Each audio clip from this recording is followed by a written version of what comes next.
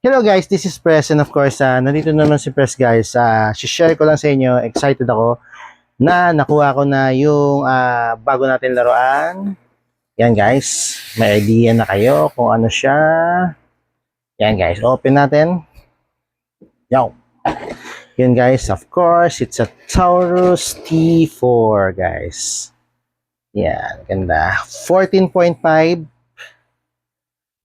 sariwang sariwa. Yan guys. Yan. Kinabitan pala natin siya ng guys ng flip-up sights. Yan. Yan guys. And of course, 19II. Yan guys. Kinabitan natin siya. Yan. Napapansin nyo guys, hindi siya co-witness eh. So, bibilang pa natin siya ng riser para maging co-witness siya. So, for the meantime, mamimili ka muna na kung iron sight or optic. Pero, madali na lang yan. Kuha na tayo ng madali lang dumating. Naka-order na tayo. Yan, ganda guys. 14.5. Yan guys.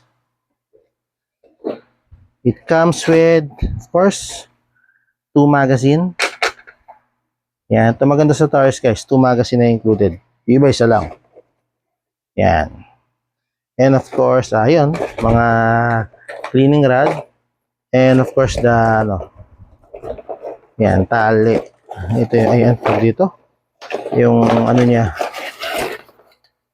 Yan. Ito guys. Sling. Sling pala. Yan. Sling. Yan. So, labas natin guys.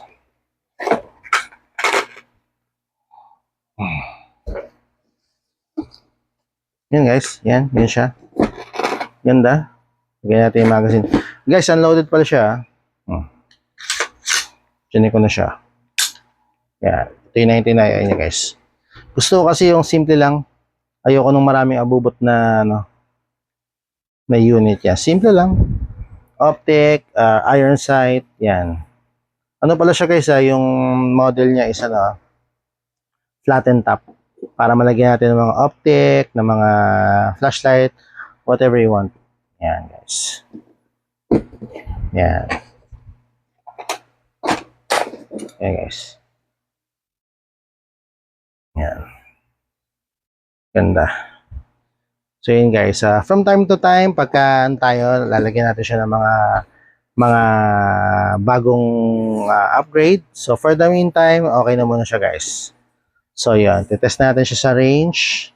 So, yun guys. Share ko lang. May new toy. Happy na naman si Press. So, yun lang guys. This is Press. Press checking unboxing of my new toy, which is the Taurus T4.